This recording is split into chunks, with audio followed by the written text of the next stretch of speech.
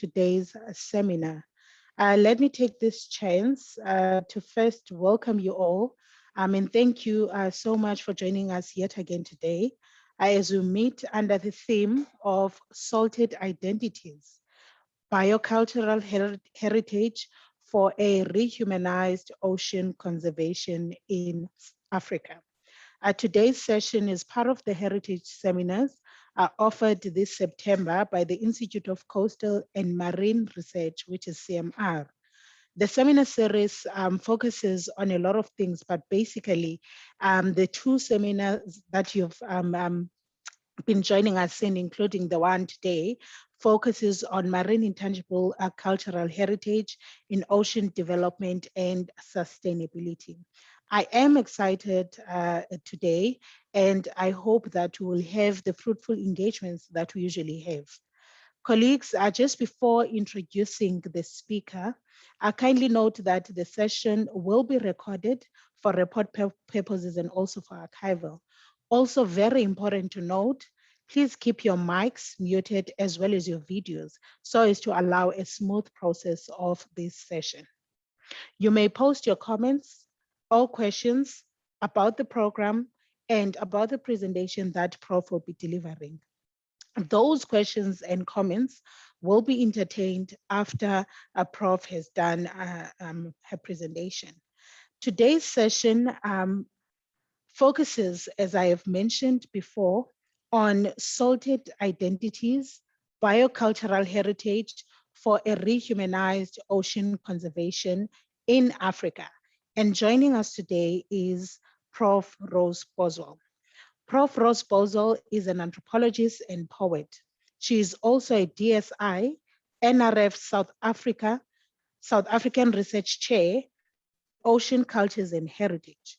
She is an author of several books and articles on issues of heritage, identity, ocean conservation, and the Indian Ocean region. A forthcoming editor of the edited book is in progress with Palgrave Macmillan, London, entitled Blue Heritage, Global Perspective on Ocean Histories and Cultures. Prof. Boswell is also a co-investigator on two NRF Community of Practice projects, COPs, the Oceans Account Framework, as well as the Algoa Bay Marine Spatial Planning projects. Of course, we all know that Prof. Boswell has got so many accolades and is involved in so many projects, engagements, and writing. But for now, that is the biography for Prof. Rose Boswell. But just before we hand over to Prof, I would just like to read a paper's summary, which goes as follows. The paper discusses biocultural heritage and its relevance to ocean management and conservation. The argument is that human identity is biocultural, and that this fact remains hardly acknowledged in strategies for ocean and coastal management. Focusing on South Africa and selected African sites, it is argued that the biocultural aspect of identity has not yet surfaced in scholarly discussions on anthropogenic engagements with ocean and coasts. Studies on the relationship between humans and oceans has tended to focus on either the biological or cultural, as well as negative anthropogenic effects on nature.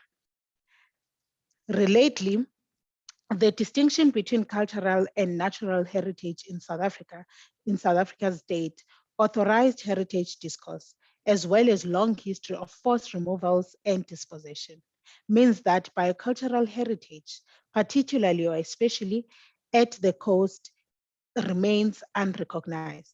So the article, in essence, offers some recommendations for African ocean strategies and policies. Colleagues, friends, without wasting any time, allow me to hand over to Prof. Rose Boswell. Over to you, Prof.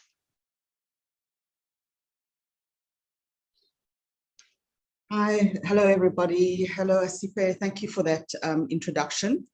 There's quite a lot to discuss, and I think this was one of the tougher pieces that I've written in a while. So if you can just bear with me for the discussion, and I'm hoping also to draw on the collective knowledge of the people who are here this afternoon, who've made it to the presentation. So if you don't mind, I will share my screen straight away so that we can get going with the discussion.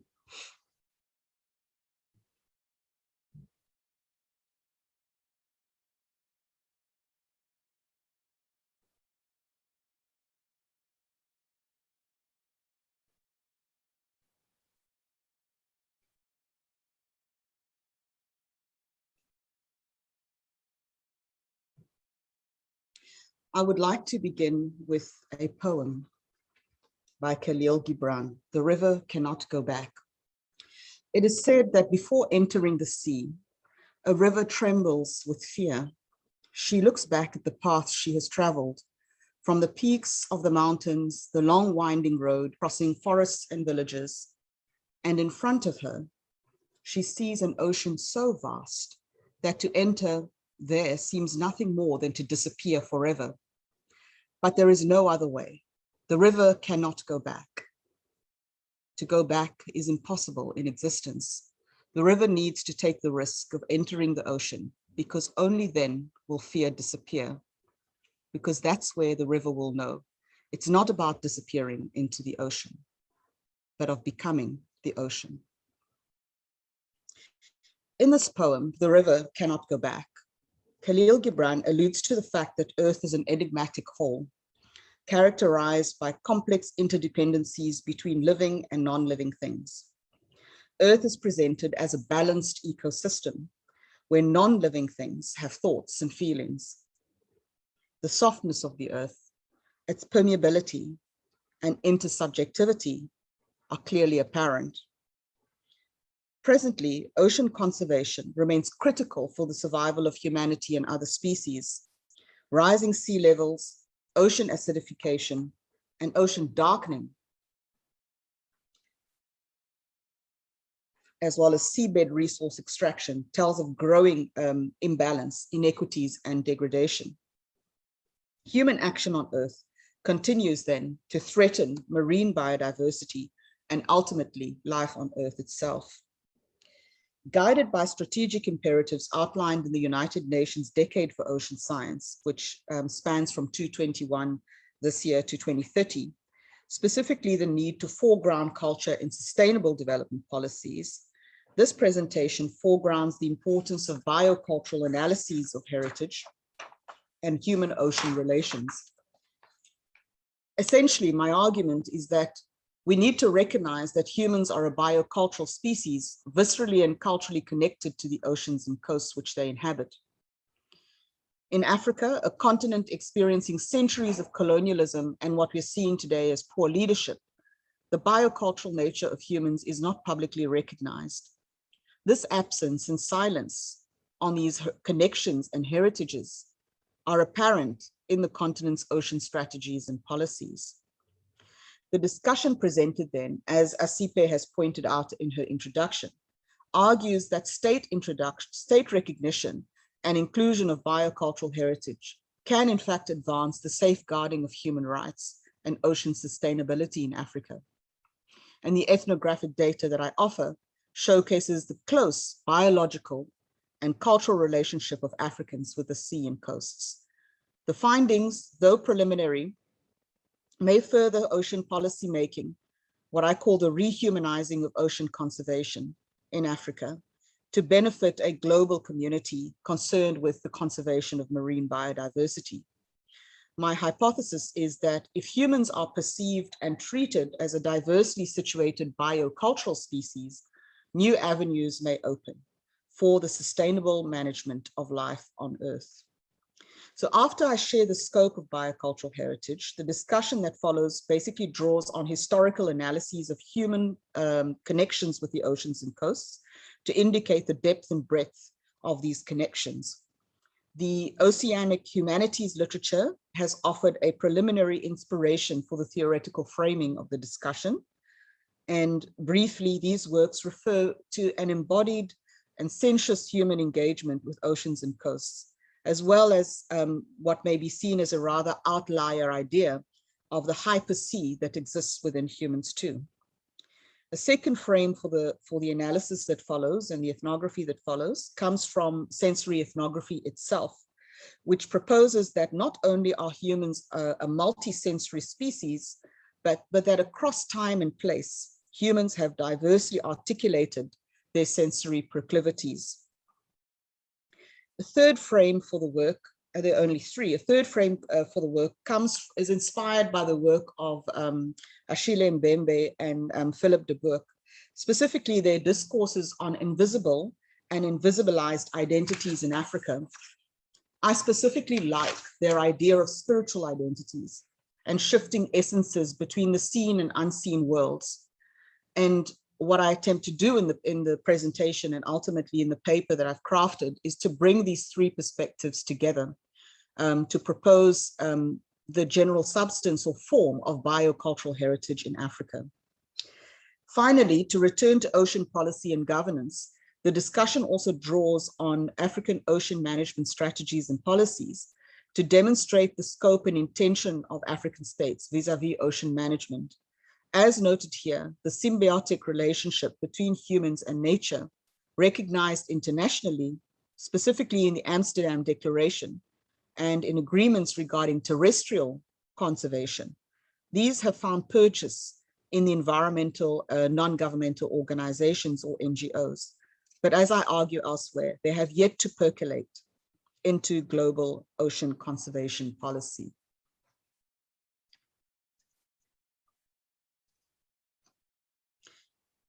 So I have, in a way, touched on the inspiration for this work, pointing out that sensory ethnography, the oceanic humanities work of colleagues such as Shanae Lavery and Isabel Hofmeyer and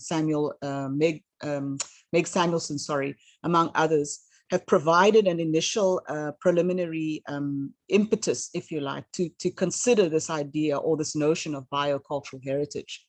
But the previous work that I've been engaged with in the sort of sensory field, specifically sensory ethnography, has also compelled me to look to what is happening in this particular area or this nexus between the biological and the cultural at the ocean and coasts. Furthermore, and as indicated by Asipe at the start of the presentation, the research and discussion in the presentation is also inspired by and contributes to two NRF Community of Practice projects. The NRF Community of Practice Ocean Account Framework project led by Ken Findlay at CPUT and Patrick Franken at NMU, and the Community of Practice Marine Spatial Planning project for Algoa Bay, which is jointly led by Mandy Lombard at NMU and Rosie Dorrington at Rhodes. Of course, a lot of this is also inspired or, is being spurred on by deeper thinking about the nature of heritage for the work that I'm doing for the Saatchi Chair in Ocean Cultures and Heritage. Specifically for the Algoa Bay MSP, my contribution is to the issue of biocultural heritage and its relevance in marine spatial planning. And of course, the presentation offered here basically offers a first discussion of this topic.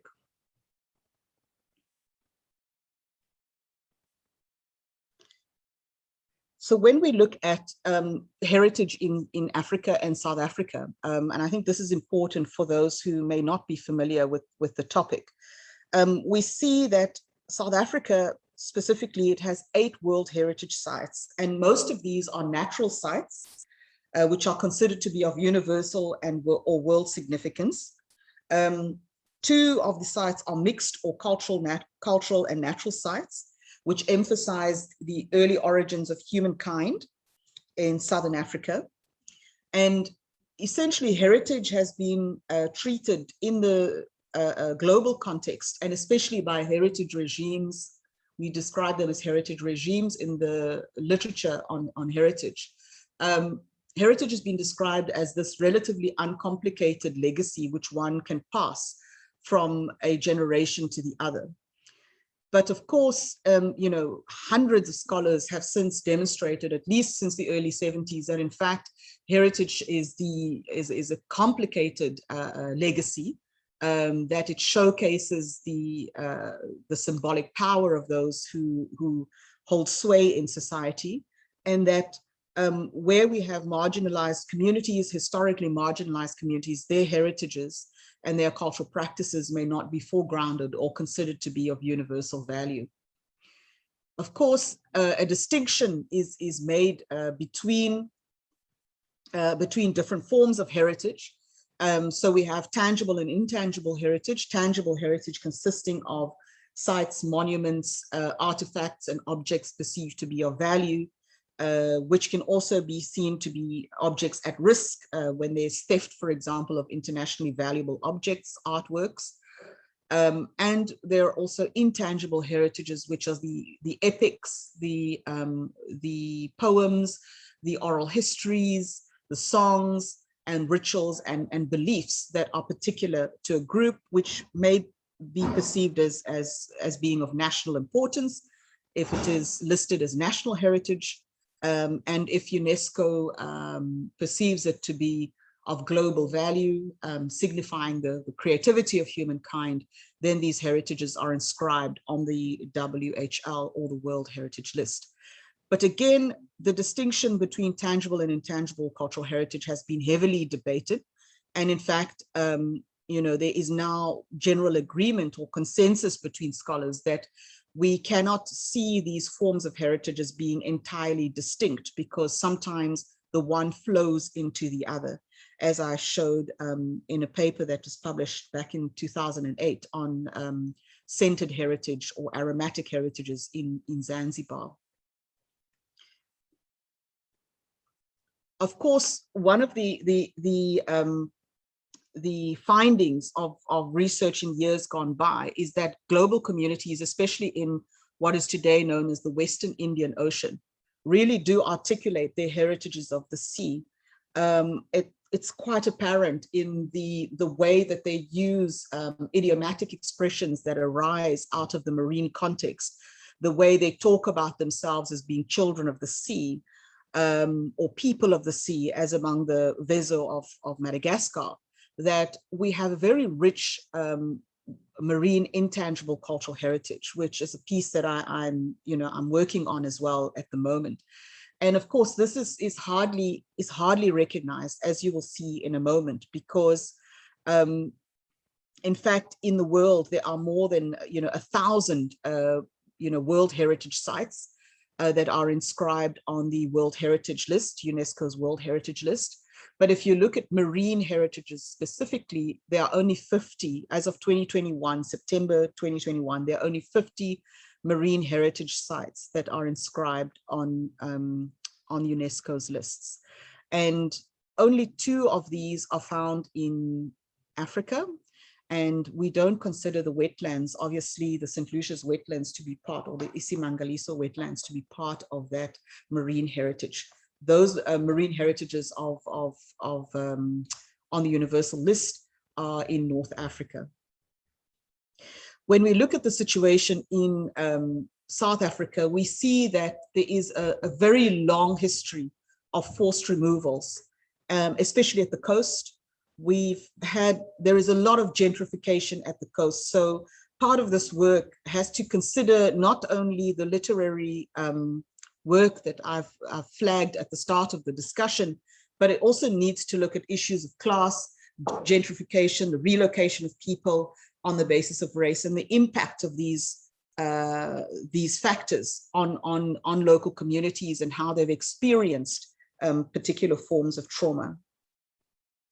So my argument then is that the biocultural aspect of human identity, especially at the coast, has not really surfaced yet in scholarly discussion on anthropogenic engagements with the ocean and coasts in South Africa. We see some really fascinating work that's been done by a former colleague of mine at Rhodes, Michelle Cox, and her colleague Suzanne Vetter, and a student of ours back in the day, Avella Ndrambe, on the territorialized biocultural heritage. But these are largely land-based analyses of identity. And even if we look further in the literature, we don't really see it coming through, although in historical and literary accounts, people are always talking about or writing about the idiomatic expressions that arise out of the marine context and coastal people's engagements, very intimate engagements with the sea, and how their lives are affected by development and change. So of course, my argument is that while we have these really fascinating works on biocultural heritage in the land context, I feel that we do need more state and scholarly attention on the situated and embodied nature of coastal personhood, as well as human biological connection to nature, because I think that is an aspect or a dimension that is actually missing, at the moment. And really it could transform our current ocean strategy and existing policies, both in the South African and the broader continental context, if we are to take these into account. From a scholarly perspective, of course, it challenges the discussions, basically challenge compartmentalized thinking regarding ocean management, because what we found, the small team that I'm working with, what we found, and also, what many other scholars across the African continent have also found, is that the ocean strategies are still fairly economistic in their approach. They emphasize the economic benefits that are to be obtained or derived from the oceans, and we're not really talking about the impacts of other forms of development at the coast, which has impacted on local communities and which in many ways degrades their human rights. So the field data that I'm presenting then here is collected from Algoa Bay and Tsitsikamma here in South Africa from 2020 to the present. But I'm also flagging and including field results elsewhere from the Southwest Indian Ocean, specifically from the Seychelles, Mauritius, and Zanzibar, as well as references to field work done elsewhere in Africa by associated colleagues. So let us look at these definitions then of biocultural heritage. How might one actually define biocultural heritage? Kongsdeer, who's a scholar in India, states that the biocultural approach has been part of the long history of human biology and biological anthropology. And in recent times, it has given rise to the incorporation of biotic and sociocultural environmental effects on biological variation. So in other words, this interest in the biocultural connection of humans to nature, if not specifically the ocean and coasts, have been around for quite some time. And it's a useful frame that one might use, or we might learn a lot from the land-based studies and apply this, perhaps see whether they are applicable to the sort of coastal context. I also came across another piece by Ekblom and a whole host of other authors who offer 4 lenses arranged around community memories. And basically these authors describe these as ecosystem memories, which are like a concept of deep time, which kind of surpasses that which is being promoted in the natural science environment. So for example, in Algoa Bay, and this touches on the work of other colleagues who are part of the One Ocean Hub, a group that I'm also involved in. And these colleagues are Dylan McGarry, Taryn Pereira, and Kira Irwin. They also talk about this notion of ecosystem memories and deep time, that there are groups, First Peoples group, indigenous groups that have a notion of this longevity of particular ecosystems and of human connection with them that go back, sort of to the pre-colonial times. Ekblom and al., these authors that I've started discussing, they also offer the idea of landscape and place memories and what they call future-oriented lenses of stewardship and change regarding biocultural relations with nature. So these are the four kind of lenses that they use. So it's the ecosystem memories at deep time, the idea of landscapes and how people perceive and understand landscapes, place, meaningful spaces, as Lovell would have described them. And then, of course, these future-oriented lenses of stewardship and regarding change of biocultural relations with nature. But of course, their study specifically refers to land. And the scholarship on indigenes, it sounds quite generalized, but the scholarship that I've encountered on indigenes and focus basically on bio and sociocultural diversity. And what these state is that we need to understand that by not considering, biocultural relations with either the land or the sea or the coast, we are in fact potentially denying human, social, and biological embedding in particular locales, which is exclusionary and also potentially genocidal, because one is actively preventing a group of people engaging with a natural landscape that is critical to their cultural well-being, their physical well-being, and their psychological well-being. So my argument, with regard to Ekblom et al. Is that, yes, I mean, it's useful to have these kind of lenses, but I also felt that perhaps more could be said, that it is perhaps a little bit rigid. And the ethnography that I present here basically shows that interactions with the sea reveal a biocultural identity that is in fact diversely located. There is the idea of memory, yes, but there's also spirit, there's body, there's senses. The multiple senses of humans are basically expressed. So people talk about hearing the sea, about tasting it and smelling it and touching it, being with the sea, what it's like to be in the water. There are also generational aspects which one needs to consider when one thinks about biocultural heritages with the sea.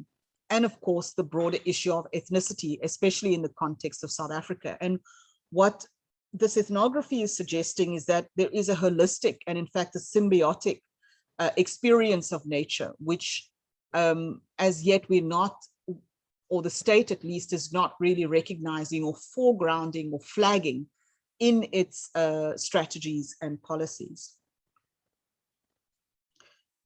So let's just quickly see the range of, take a step back before we leap into the ethnography and look at the range of globalized references to this biocultural connection that I'm talking about. So I mean, biblically, for example, references to being the salt of the earth, even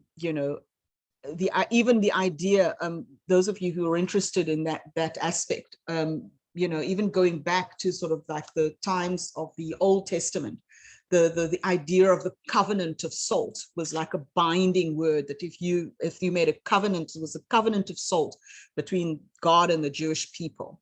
And then, I mean, coming back down to earth, even Mandela referred to it, let there be work, bread, and salt for everyone, emphasizing the equality of everyone, of all persons. If we reach into the realm of poetry, I mean, Sylvia Plath talks about the importance of being with the sea, and how, literally and figuratively, she wanted to be taken back to its briny horizon. And for those who are the conservationists among us, the marine biologists, I mean, even Sylvia Earle spoke about the integral relationship that humans have with the sea. With every drop of water you drink, every breath you take, you are connected to the sea. No matter where on earth you live, most of the oxygen in the atmosphere is generated by the sea.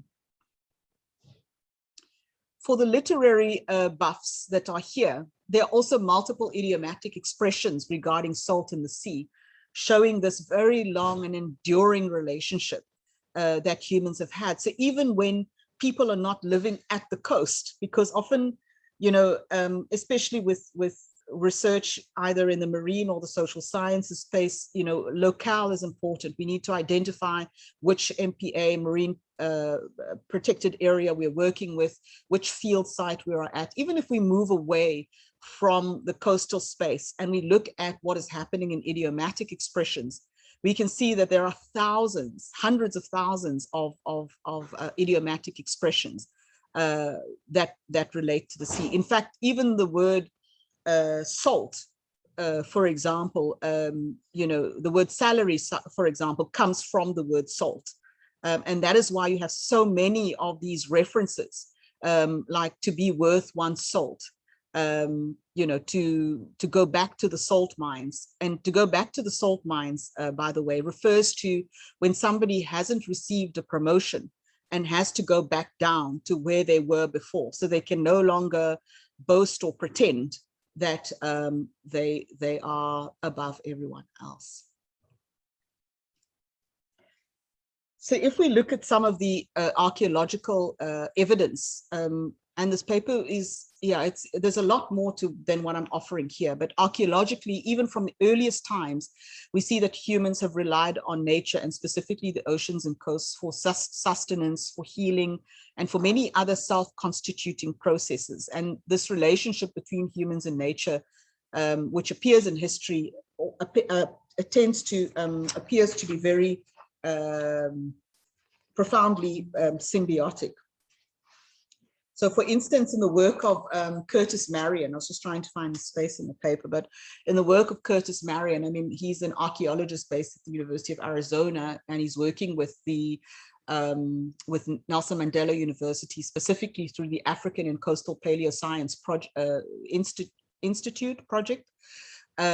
Center, sorry.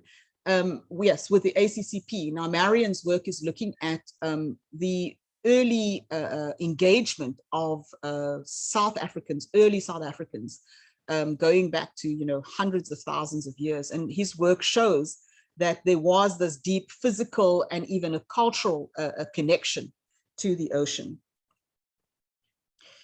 I think for me, the most fascinating thing was to look at geology and medical geology, specifically the work done by Hassan, who's a medical geologist. And he points out in his really fascinating paper the importance of geologic materials, particularly minerals, as healing agents, which have been recognized since antiquity. And a lot of these are found at the coast, which really pushed many people to live along the coastline in order to benefit from regular access to these kinds of minerals. And we know, for example, that the ancient Chinese and the Indians used minerals for healing as far back as 3000 BC. And of course, this included salt. If I can just quickly go to my part in the text. So here I write, there is a long and vivid history of human biocultural connection with the oceans and coasts. And it is apparent from earliest times that humans have relied on nature for sustenance, for healing and self-constituting processes. Along the south coast of South Africa, this is the work of Marion that I was pointing out, there are shell middens dating back to the Stone Age, which indicate the close relationship that ancient Africans had with the sea. Humans relied on shellfish and other seafood for nutritional purposes, but most importantly, cooperation in collecting the seafood along abundant coastal areas was key to human evolution and survival. Recent analyses of indigenous identity in South Africa reveal a similarly strong environmental holism among the first peoples of the country and the persistence of environmentally and coastal located frames of personhood. So as I indicated, Hassan's work shows that ancient Chinese and Indians used minerals for healing as far back as 3000 BC, and that this also included salt. And the famous polymath Islamic physician, such as Avicenna or Ibn Sina, as he's known in the area where he comes from, documented hundreds of drugs for human health, including compounds made from plants and minerals, the joint impacts of soil and water on disease. And so there was always this kind of, I wouldn't say today, I suppose it's a sort of like complementary medicine. We see these, the uses of minerals, for example, as being part of complementary medicine. But in, 3000 years before Christ, I mean, this was seen as central to healing processes. And Hassan, in his paper, notes that salt, a major component of seawater, is one of the 11 essential elements for human survival. Salt is in tears, amniotic fluid necessary for electrolyte balance and blood pressure. But people also had to find freshwater sources that were not briny. So the work of geologists on stromatolites, for example, was key. When we turn to anthropology, we find that the emphasis on humans itself leads us to consider the intersubjectivity, the mutuality, interdependency of humans, animals, and seemingly inanimate objects, and to critique a view of humans as separate from nature and omnipresent in all circumstances. This is also encouraging post-human multi-species perspectives and now biocultural views of existence at the coast. And I think these views are absolutely critical in a place like South Africa, where identity has been straitjacketed, as it were, and where various oppressions, including epistemological oppressions, continue.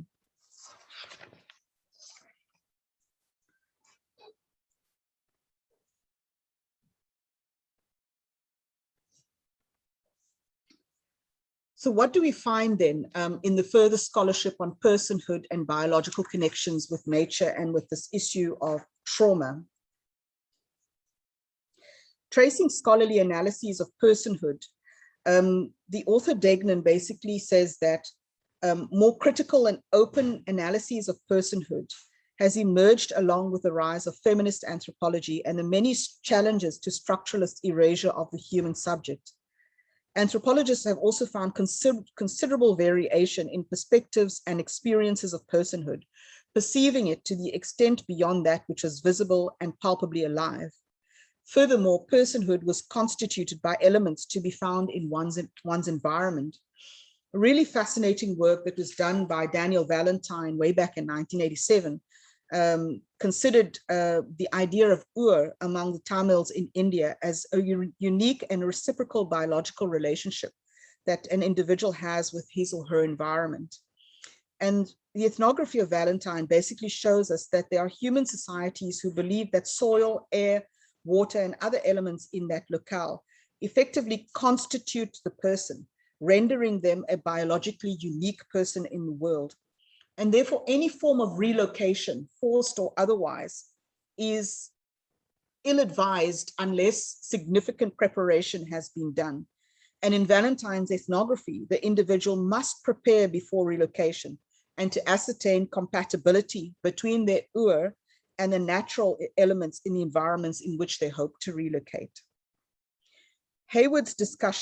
Philip Hayward's discussion on human contiguousness with the sea, especially the work that he did on the Haida Gwaii, and which forms part of an early paper that I published this year, inspires similar thoughts about intersubjective, cross-species, material, immaterial relationships between humans and the coast.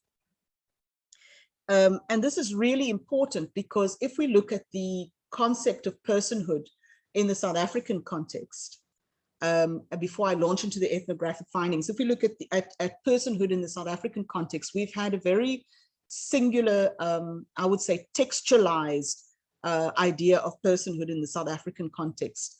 Today, these days we're talking about the vaccine passports, but back in the day, the Dompas, for example, and the fact that South Africans, because of the apartheid system, had to classify themselves in racial terms and to perceive both self and other through the race lens.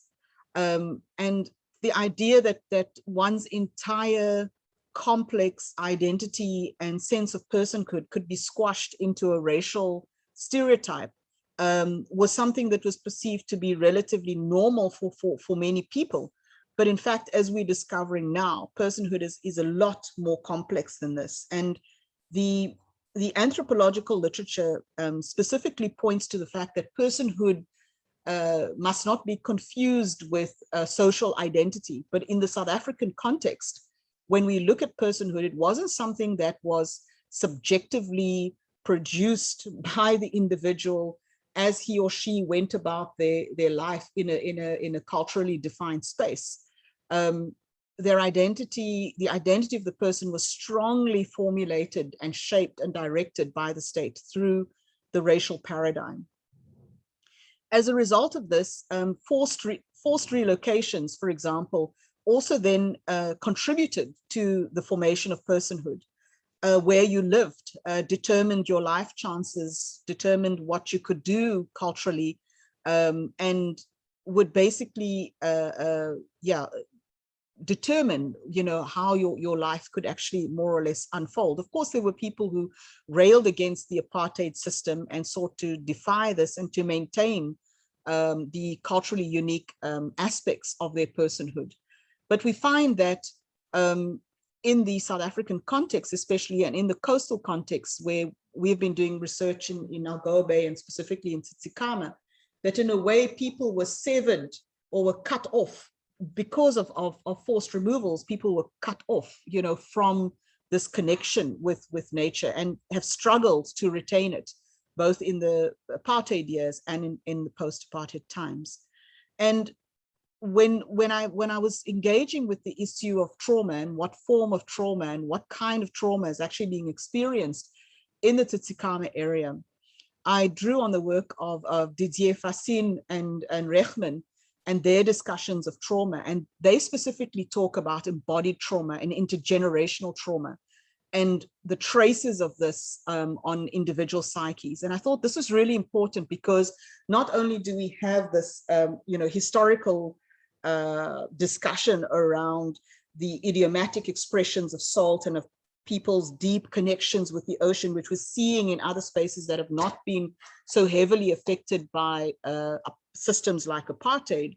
But in the South African context, we're seeing that people are not really able to talk about this connection. And when they do talk about it, they also bring up these other issues of forced relocations and the impact that that has had on their bodies and on their psyches. So then the research in Tsitsikamma, what we're seeing, or what we have seen thus far, has revealed that those with an enduring relationship with the sea believe, and this is where the salt element comes in, believe that they have become mineralized or salted in their interaction with the coast, and that this is a kind of state of affairs, as it were, that needs to be maintained if you are to retain an authentic identity as part of that coastal community. And they say that this is a situation which produces a feeling of well-being, despite the experience of objective hardship, specifically under apartheid. And today, we arguing as researchers, we're seeing a sort of demineralization. The local community individuals that we interviewed talk about the loss of saltiness, which is expressed both as a metaphor for and a form of trauma, including depression.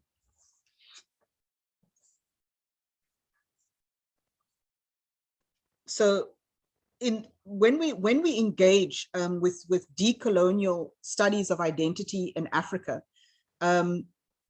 these studies basically confirm the persistence of porous bodies and shifting personhoods. In the African context, personhood is alternatively located to what African nationalist governments basically prescribe. I've indicated that before. Bodies appear to be both biocultural and biospiritual, existing between seen and unseen worlds. And we see this in this ethnography that is coming out. People talk about their permeability to the natural environment, their permeability to the ocean, and how this essentially manifests a sensory experience for them. So I'd like to turn to some of the ethnographic sort of text, just to give you a taste of this, because that's an important part of the text. A second here, I'll be there.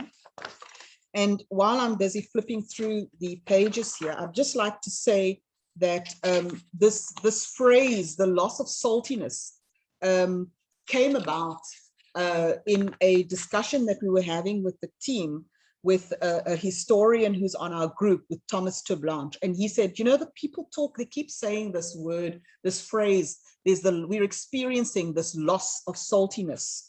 And so let me just give you some of the verbatim, the words of people in this discussion.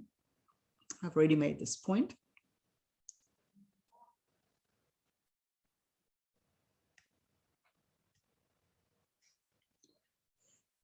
So one of the people that we interviewed was a person who we've renamed Nantla. And he says, my name is Nantla. I have been a healer for 15 years. That is, I was taken home into the ancestral world as a traditional healer. I heal in this region, working with medicines, helping people with umoya, spiritual calling, working with people who are sick, like sometimes suffering from fainting spells. I help them even when someone is poisoned by black poison, by black magic. I also help people with the ritual with people at the ocean or even at the river. The ocean, according to the rules of being a healer, happens because we believe in ancestors, in traditional healing. We have people who are from the ocean and people who are from the water and the river. It is important that when we go to the ocean, we go there to pray and to ask the ancestors. But there are also medicines at the ocean. And when we go there, we have to offer things to the ancestors. We can't just take things from the oceans without giving back to them. You could stay there for a week and listen to the ocean, the noise the ocean makes. Sometimes someone could have strange noises in their ears and not hear what we say. Then that person must go and experience the noise of the ocean. Sound has the ability to open the ears, or even pouring water into the ears will have the effect of opening that person's ears. Sometimes, even when someone has a stomach ache or has been poisoned, you have the ability to give them ocean water, and that has the ability of cleaning that poison out. That is why we work with the ocean and the water, because the water has the ability to help us in healing people. It goes on and on. It's a very rich account. Another person that we interviewed, who we call David, said, and this was the person that was interviewed by Thomas. So this is Thomas's interview. He says, "My brother, I can tell you a lot, but it will take a long time. The sea is very close to my heart. Sometimes one can go to the ocean if you don't have food at home or money. You can always fish.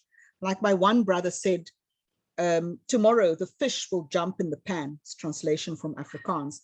"I've seen it with my own eyes at Beacon, but there are other men who abuse the ocean.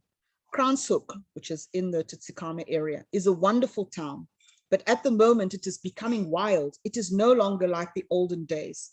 Before you could take any time to walk into town, but now you have to make sure that you're safe. Kranshoek is expanding. There's a lot of people who have just come in, but there's also the man of the originals. But it's really tough here. Unemployment, theft. Sometimes I wake up at 6 a.m. to go to work at 7. When I arrive home at night, I find that my stuff has been stolen. I don't want to speak for or against, but things are not working. Oh, pal, how can I bring this across? He, the ocean, can help alleviate some of these issues of ours. How can I bring it across? We may be able to get a little vehicle to ferry people to the beach. You can bring 5 rand or so. We can go to the dam there where we are able to swim. It will help to take the children's attention off tick. You know, tick plays a major role in our lives all over the land, no matter where one is come from. I did not believe it when I discovered it, the ocean. You're drinking this liter to clean your stomach. The ocean cleanses you for many days. You have to ride over that water, referring to the illness, so that the sea spits you out again. It doesn't spit you where you fell, it spits you out on a different place. And when it comes to sicknesses, you can drink the water to clean yourself on the inside. You don't have to go to town.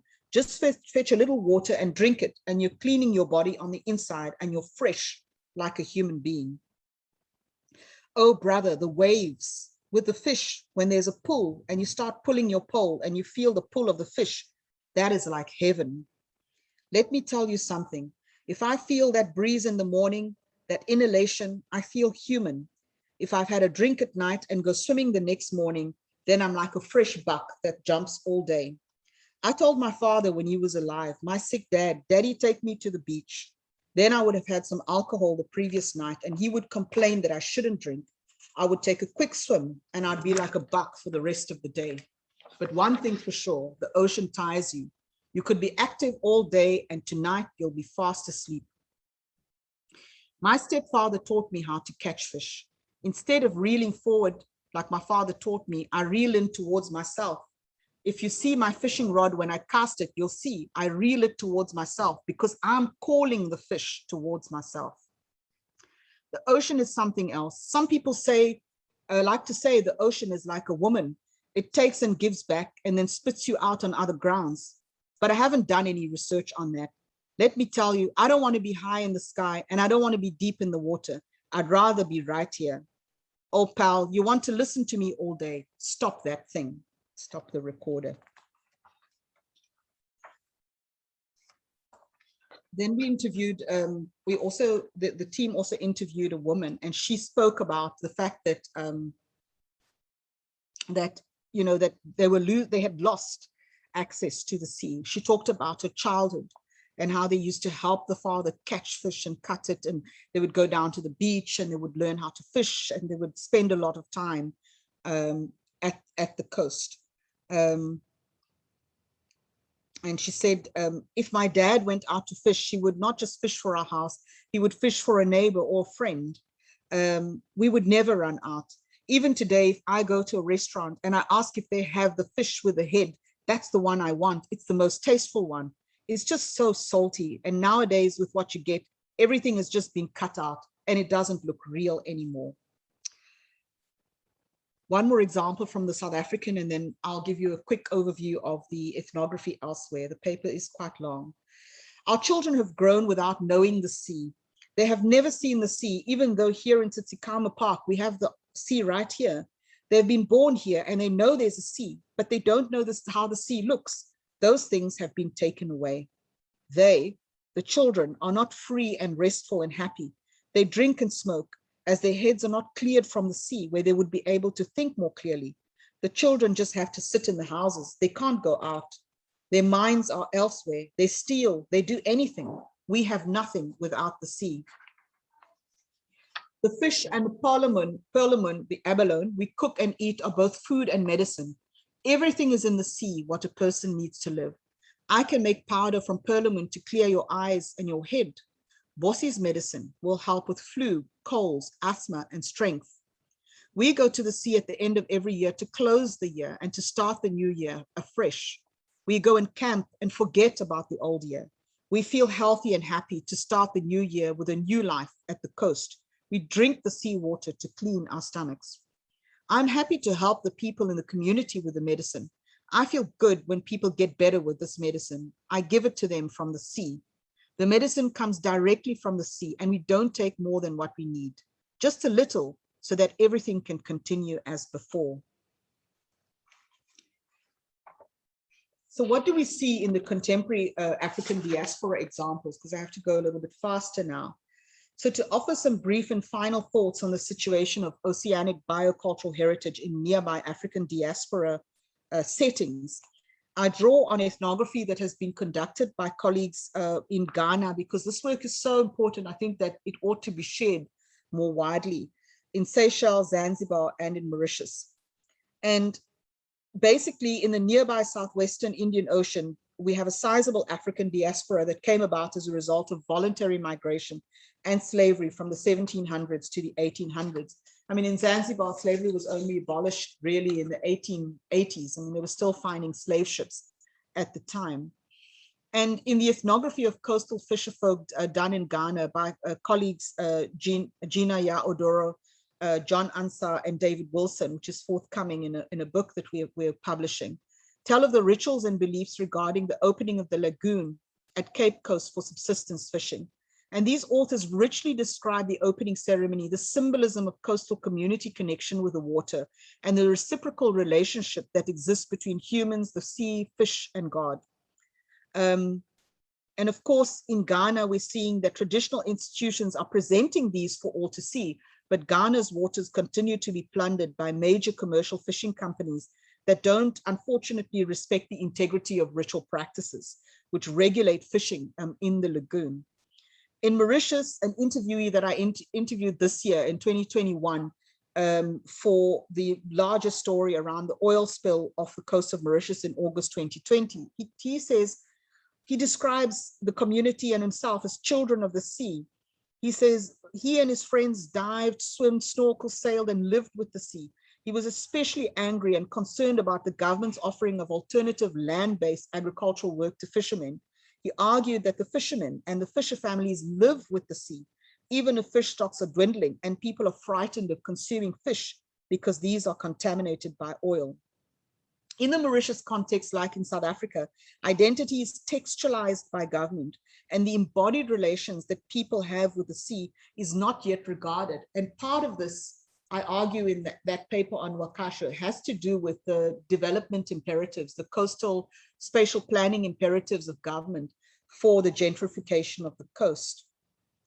And the examples go on. In the Seychelles, there's diverse biocultural heritage is evident Like in Tsitsikama, the Seychellois work between the agricultural land, the forests, and the sea. There's a movement of people between these different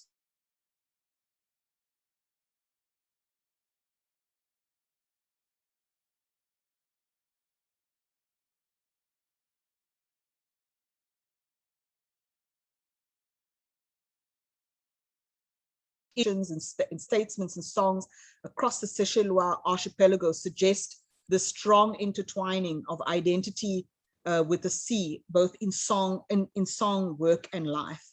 Finally, in Zanzibar, it was poetry and song about the sea that also signals the closeness of peoples to the ocean and coasts.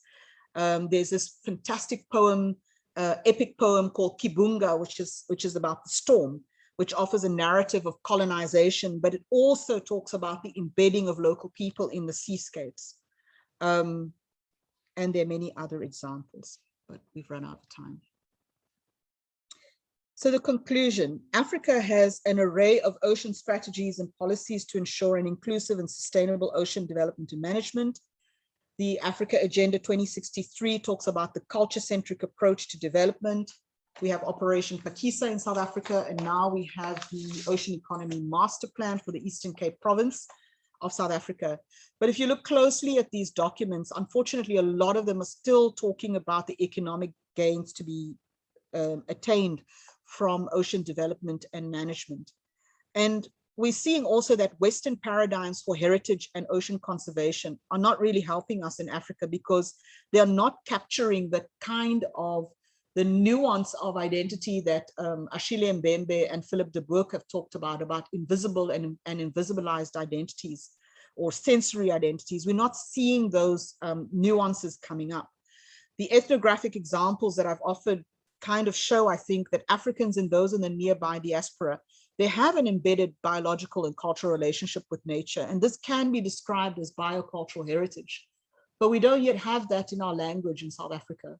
And we're not seeing it in the ocean strategies and policies. And if we are to really honor the Convention on Biological Diversity, to which South Africa is a signatory, and other similar declarations that uphold the rights, especially the human rights of indigenous peoples, we would do well to consider the elements of biocultural heritage and to foreground these in both policy and strategy. Thank you. That's it. Thank you very much.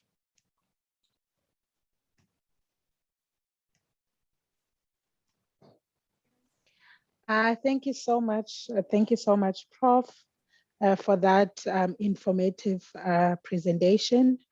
And also, I mean, your work has shown us the transdisciplinary methods whereby a biocultural heritage must also be explored, particularly looking into the emphasis on reconstructing landscape histories and also the importance of documenting local heritage for South Africa and Africa as a region.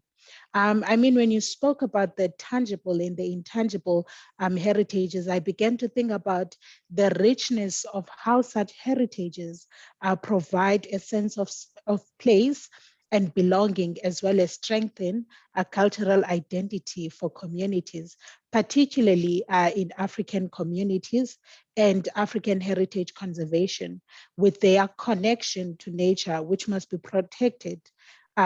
Taking into consideration, of course, some of the things that we're speaking about, such as the colonial legacies of land dispossession and dislocation, which are to be addressed in policy and also in practical. Well, colleagues, we've come to the time for engagements, comments, and questions. Just looking at the chats, and I see that we have one question by Tanaka Mugabe. Of course, we have comments speaking onto the artwork that you have, Prof, on your background, as well as the poem. But the question is your study, Prof, in your study, Prof, have you observed any territorial sentiments towards who has a right to engage with chiefs from coastal communities? And one from my side, Prof, I know you've touched on this while speaking about the personhood, and particularly in the context of the apartheid regime and forced removal. But I just wanted to find out, Prof, what's your take on the legislative side of marine cultural heritage, especially when it comes to restricted access to the sea, while infringing on people's spiritual traditional activities in relation to cultural trauma. I understand that some of the things that you were speaking about were in relation of healing from the inside. I mean, this question also touches on the commodification of nature, while people used to find healing without cause back before capitalism was introduced in our communities. I think I'll let Prof to respond and then check again if we have any other questions or comments. Colleagues, feel free to raise your hand as well. We will also allow you to speak. Prof, you may respond.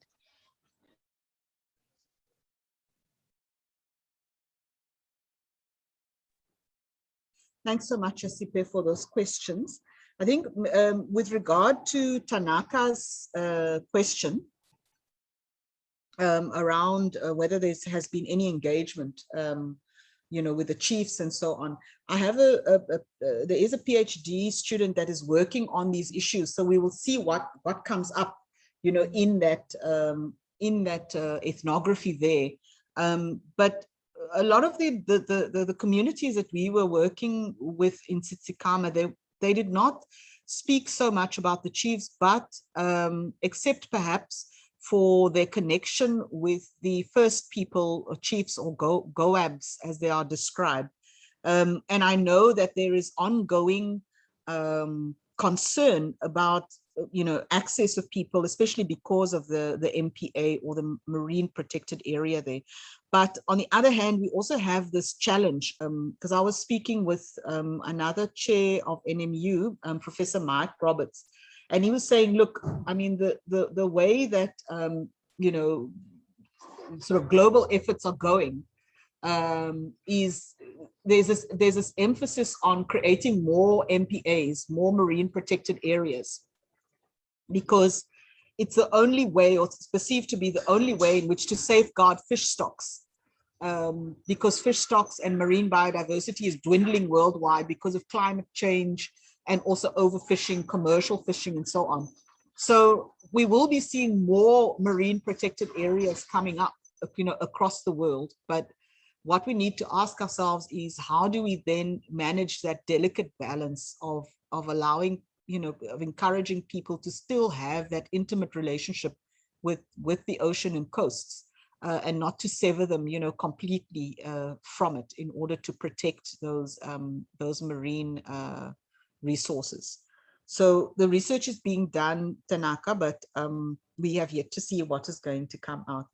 With regard to your second question around the legislating marine cultural heritage, this is something that I dealt with in the previous presentation to show that, that the legislative context also didn't really consider it it's not really there. I mean, there are sort of laws like the Integrated Coastal Management Act and the Marine Living Resources Act that attempt in various ways to conserve and manage marine resources, and to safeguard, especially the ICM, or the Integrated Coastal Management Act, to safeguard Indigenous people and local people's access to the coast and rights to the management of those assets. But of course, I mean, as you pointed out, there is the commoditization of nature. And we are seeing, especially in the Western Indian Ocean, that some of the best beaches, the marine parks and so on, local people don't really get access to those. It's mostly for the tourists, international tourists that are coming in, that get access to these, like a World Heritage Site, for example, in Seychelles, which includes, part of the world famous beaches.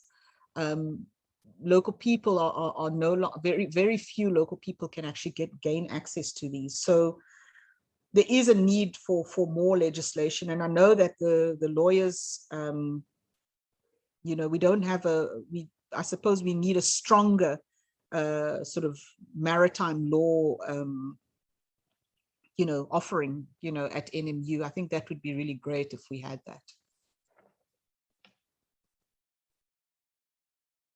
Thank you so much. Thank you so much, Prof. And thank you for the clear engagements and responses. There is another comment from Tanaka as well. But just before we move to that comment, our colleagues kindly note that the recording and presentation will be available, and the link has been posted in the chat section.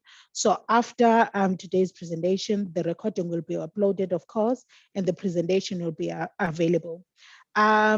Just a comment in mind, while you spoke earlier, Prof, about the properties of using ocean water, in the Xhosa culture, we also use water, the ocean's water, to cleanse bad spirits, particularly one that is called isichito, which is a cleansing of bad spirits from one's body. So that water is used to dilute with bathing water for 3 days. And also we usually steam with it in terms of moving forward with the cleansing ceremony. And to so many, it has proven to work, meaning really we do find healing from nature. But I'm just reading on Tanaka's comment. Great presentation, Prof. How do we include some of these historical stories of maritime heritage in our schools? I feel our children are ignorant to the issues of displacement of coastal people due to slavery. There is a UNESCO-sponsored 7-volume history that is rich and told from African perspective. I strongly believe your work should be integrated in the schools, and that would yield a real heritage. There's another one that's coming in right now from Ania. I'm saying, thank you for a great presentation. I have to leave, but will be following your work with great interest. I have embarked on my PhD this year, and my research touches on these biocultural assemblages here in False Bay, Cape Town, OCT. Prof, you may respond to those comments and also offer your closing remarks. Thank you.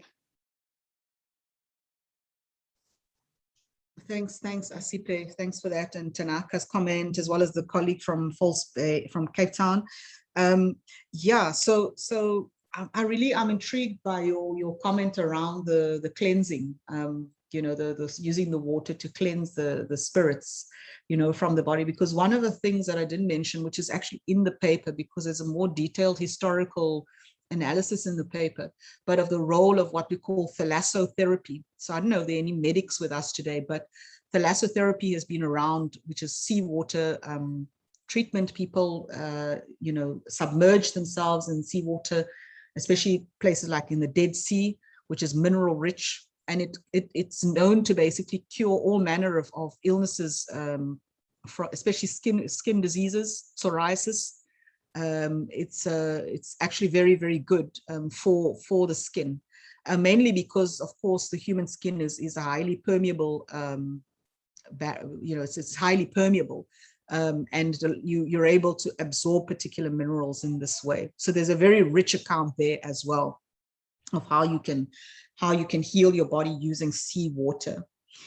With regard to the comment made by Tanaka, how can we bring this into the history books? I think it's very important, that comment that you're making, because our students are only really encountering these accounts of Africa's heritage, the diaspora heritage and histories, when they are in university. And I mean, unfortunately, not many people get the opportunity to go to university or to do the subjects where these issues are raised.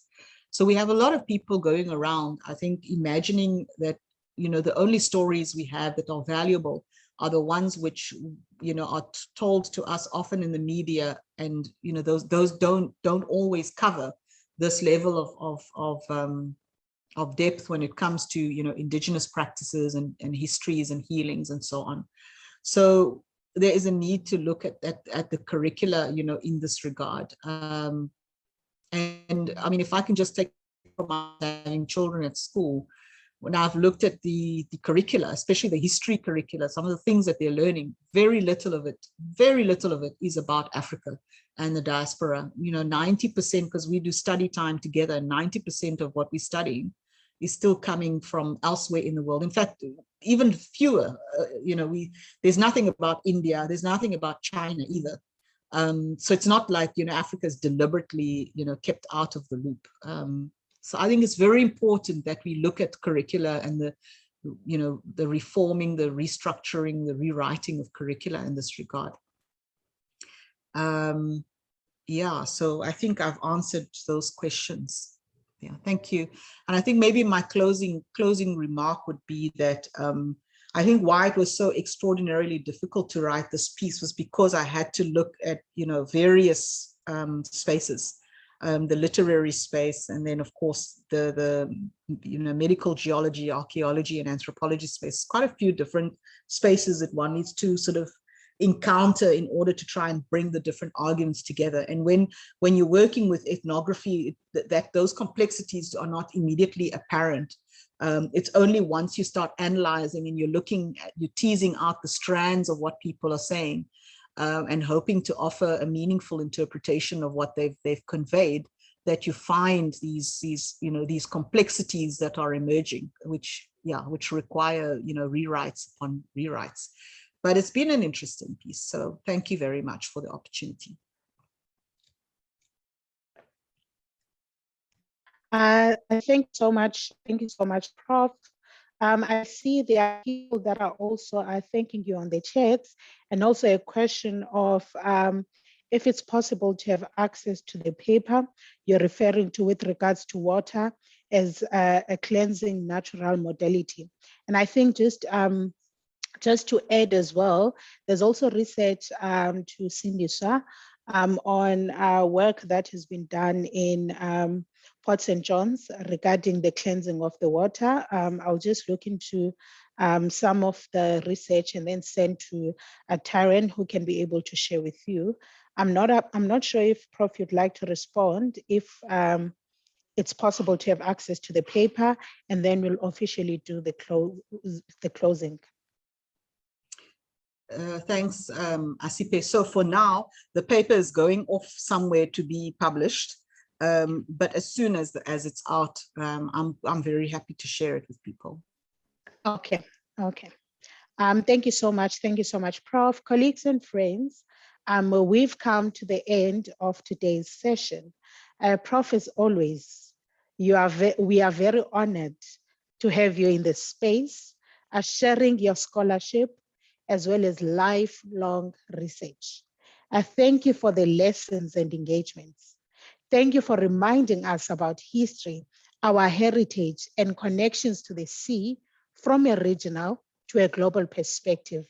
I particularly love, and I think some of the people here, in fact, all the people will agree with me, that there's a deep connection when research is based on ethnography, as well as connections to diverse people's experiences. And also to the attendees or the people that are present here today, thank you for your presence, and also thank you for your engagements, and also bearing with us when it comes to time and taking your time to be here fully present and fully engaging to today's sessions. Today has been an informative session because of you. So thank you once again, and also to the organizing team for making this possible and for inviting me to facilitate today's session. From my side, colleagues, it has been great to have you here. Have a great day further. Thank you very much. Diabulele.